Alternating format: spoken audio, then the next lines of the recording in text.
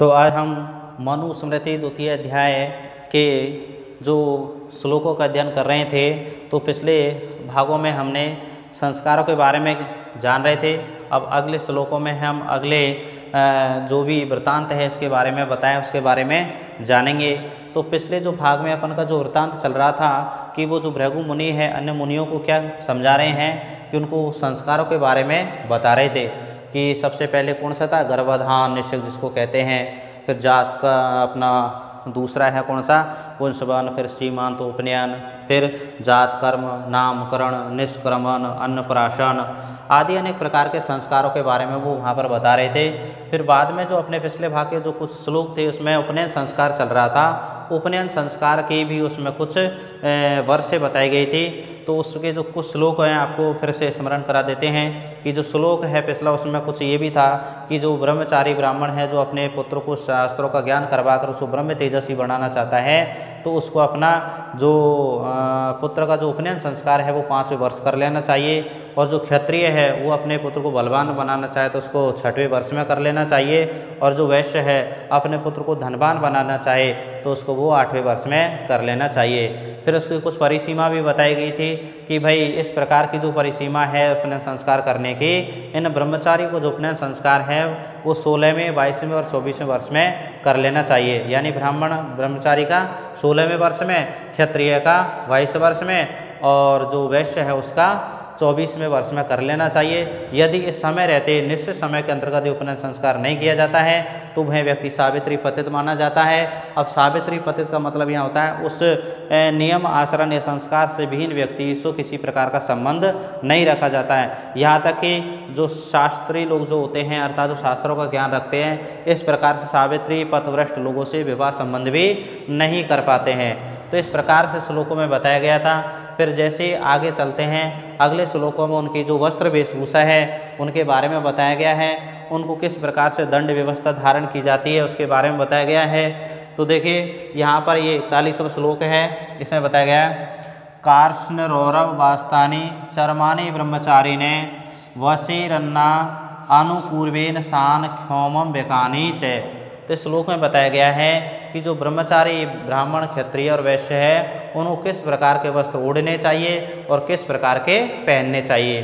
तो देखिए कार्ष्ण का मतलब होता है कृष्ण मृग, रौरव माने रोरू नामक मृग, वास्तानी मान होता है बकरे की और चर्मानी माने चर्म को, ब्रह्मचारी माने जो ब्रह्मचारी ब्राह्मण क्षत्रिय और वैश्य है उनको वशीरन माने ओढ़ना चाहिए यानी धारण करना चाहिए। यानी ब्राह्मण क्षत्रिय और वैश्य इनको कृष्ण मृग की, रोरू नामक मृग की और बकरे की चर्म को ओढ़ना चाहिए। और आनुपूर्वेन का मतलब क्रम अनुसार, क्रम से षण क्षौम आवेकानी, सन की क्षौम रेशमी वस्त्र को और आवेकानी माने भेड़ की ऊन से बने हुए वस्त्र को पहनना चाहिए। अब यहाँ पर क्रमश का मतलब होता है ब्राह्मण जो ब्रह्मचारी होता है उसको सन की और क्षत्रिय को रेशमी वस्त्र की और वैश्य को आवेकानी यानी भेड़ के ऊन से बने हुए वस्त्रों को पहनना चाहिए। तो ये आपके समझ में आ गया होगा। यानी ब्रह्मचारी जो ब्राह्मण क्षत्रिय और वैश्य है उनको कृष्ण मृग की, रोरू नामक मृग की और वास्तानी माने जो बकरे की चर्म को ओढ़ना चाहिए और क्रम अनुसार सन रेशमी वस्त्र और भेड़ के से बने हुए उनको धारण करना चाहिए, पहनना चाहिए। अब अगला श्लोक का अध्ययन करेंगे। मौंजे त्रिव्रत समाश्लक्षणा कार्या विप्रश्य मेखला। ये मेखला है, मेखला क्षत्रियस्य तु मोरवी ज्या वैश्यस्य शानतांतवी। तो देखिए इस श्लोक के अंतर्गत कहा गया है कि जो ब्रह्मचारी ब्राह्मण क्षत्रिय वैश्य होते हैं उनको किस प्रकार की मेखला अर्थात जो कमरबंद कणकती होती है, कमर पे बांधने का जो सूत्र होता है उसको किस प्रकार का बांधना चाहिए, वो किस किस का होना चाहिए, ऐसा श्लोक में बताया गया है। तो वो भृगु मुनि है, सभी मुनियों को यह उपदेश दे रहे हैं कि हे मुनि लोगों, जो ब्रह्मचारी ब्राह्मण होता है उसको मौंजी माने मूंद से बनी हुई, त्रिवत्सम माने 3 लड़ों वाली, सलक्ष माने चिकनी, कार्य माने की जानी चाहिए, मेखला माने कनकती अर्थात कमरबंद, विप्रश्य माने ब्राह्मण की। यानी ब्राह्मण को मूंज से बनी हुई 3 लड़ों वाली और चिकनी मेखला अर्थात कनकती बांधनी चाहिए। क्षत्रिय से तू मोरबीजा, और जो क्षत्रिय की जो कनकती है अर्थात क्षत्रिय की जो कमरबंद है वो कैसे होना चाहिए? मोरबी। मोरबी का मतलब मूरवा नामक एक घास होती है जिसकी बनी हुई धनुष की डोरी होती है, उसकी प्रत्यंचा की बनी होनी चाहिए। वैश्य सन तंतवी, और जो वैश्य की जो कमरबंद है वो सन के तंतुओं से बनी होनी चाहिए। तो इस प्रकार से श्लोक में बताया गया है। एक बार और देख लीजिए, यानी ब्रह्मचारी ब्राह्मण की जो मेखला है अर्थात कमर पर बांधने वाली जो कमरबंद है कनकती है वो मूंज से बनी हुई 3 लड़ों वाली और चिकनी होनी चाहिए। क्षत्रिय की मूरवा घास की अर्थात धनुष की डोरी की अर्थात प्रत्यंचा की होनी चाहिए। वैश्य की सन के तंतुओं से बनी हुई होनी चाहिए। तो इस प्रकार से श्लोक में बताया गया है। अगला श्लोक देखेंगे, मुंजायला भेतु कर्तव्या कुश अशमंतक वल्वजयी त्रिव्रता ग्रंथि नैकेन त्रिवी पंचवीरे भुवा। तो इसमें यहाँ एक विकल्प दिया गया है श्लोक के अंतर्गत कि ब्रह्मचारी ब्राह्मण यानी ब्राह्मण क्षत्रिय और वैश्य इन ब्रह्मचारियों की अगर जो कमरबंद जो कनकती है अर्थात जो मेखला है यदि ऊपर कहे यानी मूंज और इनकी नहीं मिलती हैं तो उनको उस विकल्प के रूप में किस प्रकार की कनकती धारण करनी चाहिए, वो किससे बनी हुई होनी चाहिए, वो इसके बारे में बताया गया है कि मुंजा लाभे मूंज आदि के लाभ में यानी कर्तव्य माने तो करनी चाहिए कुशा अशमंतक और बलवजई, यानी ये 3 प्रकार के जो पौधे यानी वृक्ष होते हैं इनसे संबंधित हैं। यानी मूंज लाभे का मतलब होता है मूंज से बनी हुई और मोरबी से बनी हुई और सन के तंतुओं से बनी हुई अगर मेखला ब्रह्मचारी ब्राह्मण क्षत्रिय वैश्य को नहीं मिलती है तो मुंज यानी इनके अलाभ में इनके नहीं मिलने पर कुशा यानी जो एक तरह की दर्भ अर्थात डाव होती हैं, इस कुश की अशमंतक ये भी एक तरह का पेड़ होता है और बलवजई अर्थात बबई नामक जो घास के पत्तों की या तृण की, ये जो त्रिव्रता का मतलब 3 प्रकार से बनी हुई ग्रंथि एकेन त्रिवी पंचवी यानी 1, 3 और 5 गांठ वाली होनी चाहिए। यानी आया आपके समझ में श्लोक का अर्थ? यानी जो ऊपर बताया गया है कि जो ब्रह्मचारी ब्राह्मण की जो मेखला है वो मुंह से बनी हुई, क्षत्रिय की मोरबी से बनी हुई, वैश्य की सन के तंतुओं से बनी हुई, परंतु इसमें ये विकल्प दिया गया है कि मूंज और ये अपने मोरबी और सन के तंतुओं से यानी इनके अलाव में यदि ये नहीं मिले तो उनको ब्राह्मण क्षत्रिय और वैश्य को कुश अशमंतक और बबई नामक तृण के पत्तों से अर्थात तृण से बनी हुई 3 लड़ों वाली 1, 3 और 5 गांठ वाली मेखला धारण कर लेनी चाहिए। इस प्रकार से श्लोक में बताया गया है। अगला श्लोक देखिए, कार्पाशम उपवीतम स्यात् विप्रस्य ऊर्ध्वव्रतम त्रिव्रत शन सूत्रमयम राज्ञो वैश्यावकश श्रोत्रिकम। तो इस प्रकार से देखिए श्लोक में क्या बताया गया है कि जो उनका उपवीत अर्थात जो यज्ञोपवीत है यानी जो जनेऊ है, कहने का मतलब अब हम जब पिछले उस श्लोकों से हम ये जो समय सीमा के बारे में चल रहे थे कि भाई उपनयन संस्कार की ये समय सीमा होती है, फिर उसके बारे में हमने ये जाना कि जब उसका उपनयन संस्कार किया जाता है ब्रह्मचारी ब्राह्मण क्षत्रिय वैश्य का तो उसमें किस प्रकार के उनको कि भाई इस प्रकार के वो कपड़े पहने ओढ़ें, यानी कृष्ण मृग रोरू नामक मृग और बकरे की चर्म को ओढ़ें और षण रेशमी वस्त्र और भेड़ के ऊन से बने हुए वस्त्रों को पहने और फिर उसको उस समय क्या करना चाहिए, मूंज से बनी हुई जो मेखला होती है वो तो ब्रह्मचारी ब्राह्मण को धारण करनी चाहिए अपनी कमर में, 3 लड़ों वाली है, चिकनी होनी चाहिए, क्षत्रिय को मोरबी की और वैश्य को सन के तंतुओं से बनी होनी चाहिए। ये उस समय संस्कार के समय प्रदान किए जाते हैं। यदि ये उपलब्ध नहीं होते हैं तो इनके अलावा कुश अशमंतक और बबई नामक जो पौधा होता है उससे बनी हुई मेखला इनको धारण कर लेनी चाहिए, जिसमें 1, 3 या 5 ये गांठ होनी चाहिए, ये बताया गया। फिर उसके बाद में ये बताया गया कि उपनयन संस्कार के समय जो उनका जो उपनयन जो यज्ञोपवीत होता है, जो उनका जनेऊ जिसको हम कहते हैं, वो किसका बना हुआ होना चाहिए। तो देखिए, कार्पाशम उपवीतम स्यात् विप्रस्य ऊर्ध्वव्रतम त्रिव्रतम। ऊर्ध्वव्रतम का मतलब ऊपर से लगी हुई गांठ और 3 लड़ों वाला, कार्पाशम माने कपास अर्थात रुई का बना हुआ, उपवीत माने वो जनेऊ से आत्मान होना चाहिए, विप्रस्य माने ब्राह्मण का। यानी जो ब्राह्मण का जो जनेऊ है, जो यज्ञोपवीत है, ऊपर से गांठ से युक्त और 3 लड़ों वाला रुई से बना हुआ होने चाहिए। और सन सूत्रमयम राज्यो, राज्यो माने क्षत्रिय का सन के सूत्र अर्थात सन के धागे से बना हुआ होना चाहिए। वैश्य से आवक सौत्रिकम, और आवक माने भेड़, और जो वैश्य का है जो जनेऊ है वो भेड़ के जो बाल होते हैं उनसे बना हुआ होना चाहिए। तो ये आपका समझ में आ गया। उपनयन संस्कार के समय उनका जो जनेऊ किस प्रकार का होना चाहिए, यानी जो ब्राह्मण ब्रह्मचारी है उनका जो जनेऊ है वो रुई से बना हुआ होना चाहिए। क्षत्रिय का सन के सूत्रों से बना होना चाहिए। और वैश्य का आवक माने भेड़ की जो ऊन होती है, उसके रुई होती है, उससे बना हुआ होना चाहिए। 3 प्रकार का यहाँ पर हो गया। फिर अगले श्लोक में देखते हैं, ब्राह्मणों बैल पलासो क्षत्रियो बाट खदिरौ पैल बौदुम्रो वैश्यस्ते दंडा नरहंते धर्मते। तो अब देखिए उपनयन संस्कार के समय जो उनको वस्त्रों की पहचान बताई कि भाई उनको इस प्रकार के वस्त्र ओढ़ने चाहिए, इस प्रकार के पहनने चाहिए, ऐसे मेखला होनी चाहिए, और फिर उसके बाद में ऐसा उनका क्या क्या होना चाहिए, जनेऊ भी होना चाहिए। अब उनको क्या बताया गया है कि उनका जो दंड है, यानी जो वो दंड धारण करते हैं, वो डंडा होता है, वो किस प्रकार का होना चाहिए। तो देखिए, ब्राह्मणों बैल पलासो, यानी ब्राह्मण का वेल अर्थात पलास अर्थात ढाक का होना चाहिए। क्षत्रिय का बाटमान होता है बट, और खाद्रव का मतलब होता है क्षत्रिय का बाट खाद्रव, बाट का मतलब होता है वट वृक्ष, और खाद्रव का मतलब खैर का वृक्ष। यानी जो उनका जो दंड होता है क्षत्रिय का, वो किसका होना चाहिए, बट वृक्ष का या फिर यानी बड़ का या फिर खैर का। पैल वोदुम्रो वैश्यो, और जो वैश्य का जो होना चाहिए वो किसका होना चाहिए, पीलू या उदम्बर अर्थात गूलर का दंड माने दंड होना चाहिए। धर्मत माने धर्मशास्त्र के अनुसार, यानी धर्मशास्त्र के अनुसार उसकी आज्ञा के अनुसार ब्राह्मण ब्रह्मचारी को बेलपत्र अर्थात पलाश यानी ढाक का, क्षत्रिय को बट यानी बड़ अर्थात खैर का, और वैश्य को पीलू अर्थात उदुम्बर यानी गूलर का दंड धारण कर लेना चाहिए।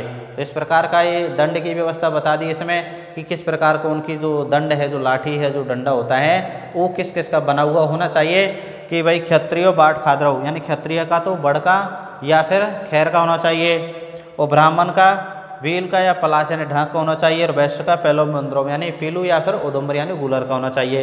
अब देखिए अगले श्लोकों में हम देखते हैं कि इनकी मात्रा कैसी होनी चाहिए, इनका परिमाण क्या होना चाहिए, ये कितना लंबा होना चाहिए, इसके बारे में भी अगले श्लोक में बताया गया है। तो देखिए, केशांत को ब्राह्मण से दंड कार्य प्रमाणत है, ललाट सम्यतो राज्य सात नाशांत को विषय है।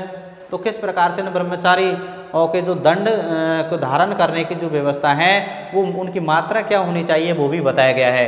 केशांत को माने होता है, केशांत माने केशव के अंत अर्थात उनकी जो शिखा होती है, जो चोटी होती है, उस तक ब्राह्मण से माने ब्रह्मचारी ब्राह्मण का, दंड माने दंड, प्रमाणत माने प्रमाण के अनुसार कार्य माने होना चाहिए।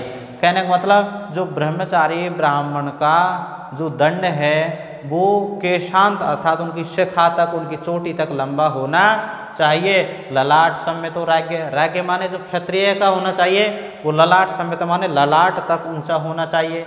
नाशांति को विषय, और जो वैश्य का होता है वो दंड, वो कौन सा होता है, वो उसको हमेशा नाशांत तक माने नाक तक ऊंचा होना चाहिए।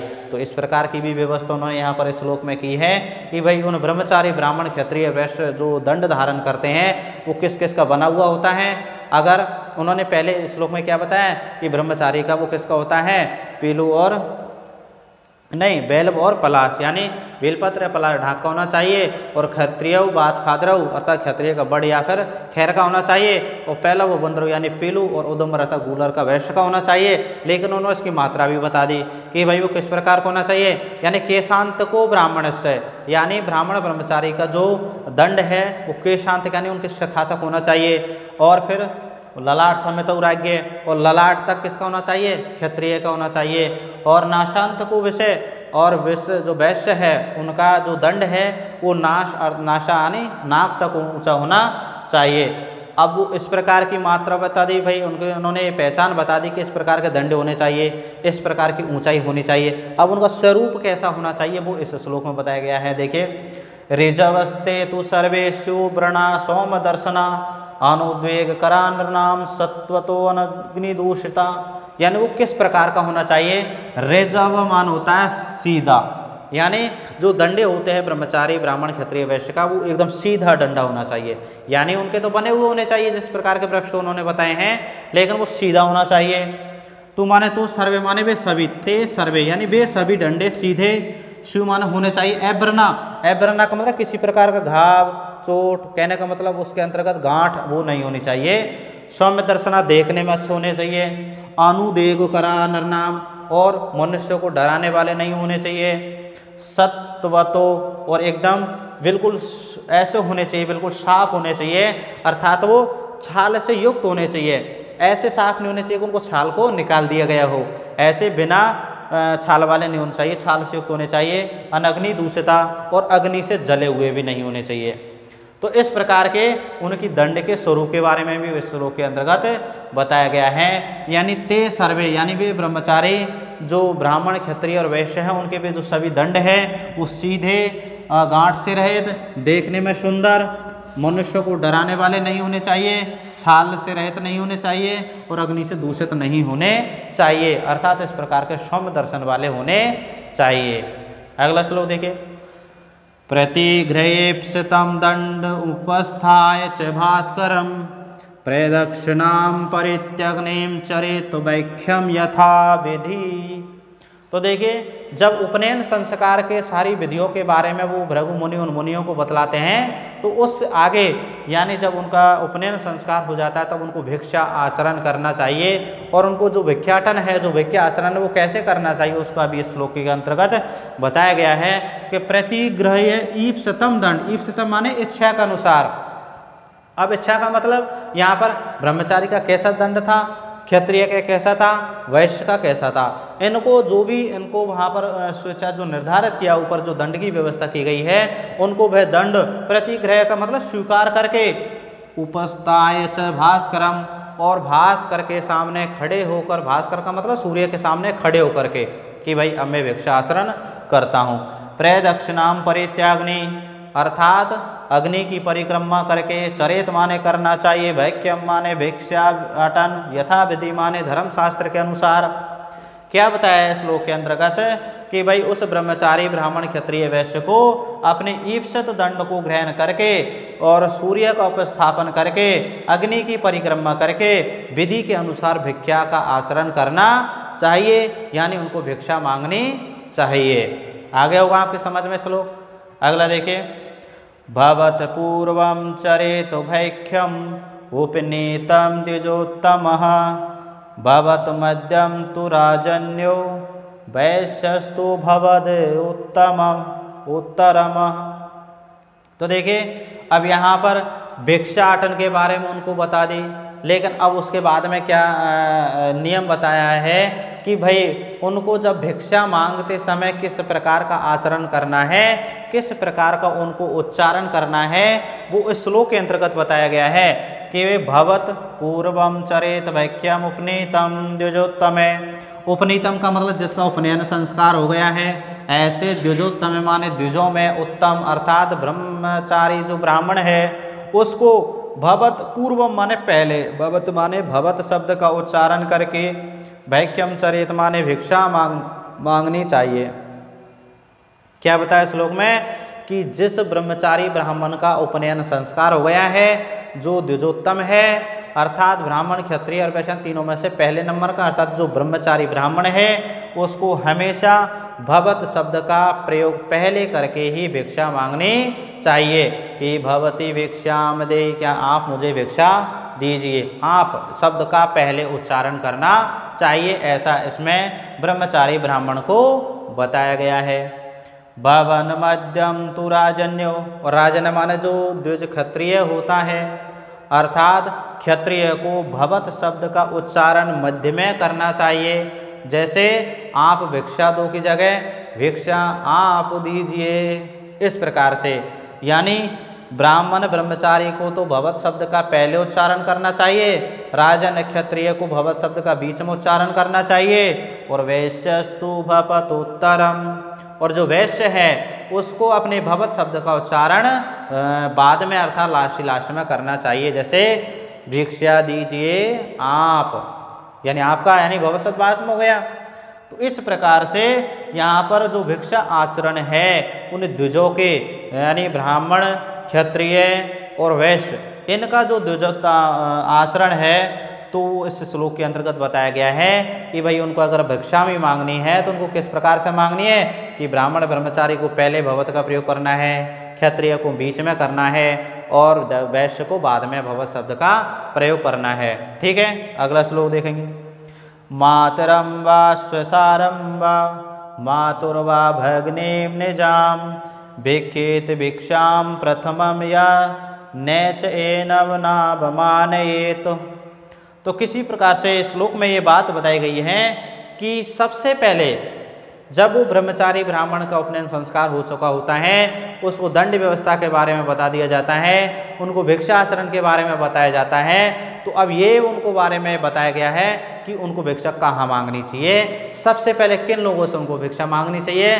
जो लोग उनका अपमान नहीं करते हैं, और अपमान का संबंध है अपने जनों से, जैसे कि इस श्लोक में बताया गया है। देखिए, मातरम वा स्वसारम, मातरम माने माता हो, स्वसारम माने बहन हो, मातुर वा भगनीम निजाम या फिर अपनी माता की बहन यानी मौसी हो। भिक्षेत माने भिक्षा मांगनी चाहिए, भिक्षा माने भिक्षा, प्रथम माने सबसे पहले उनसे ही भिक्षा मांगनी चाहिए।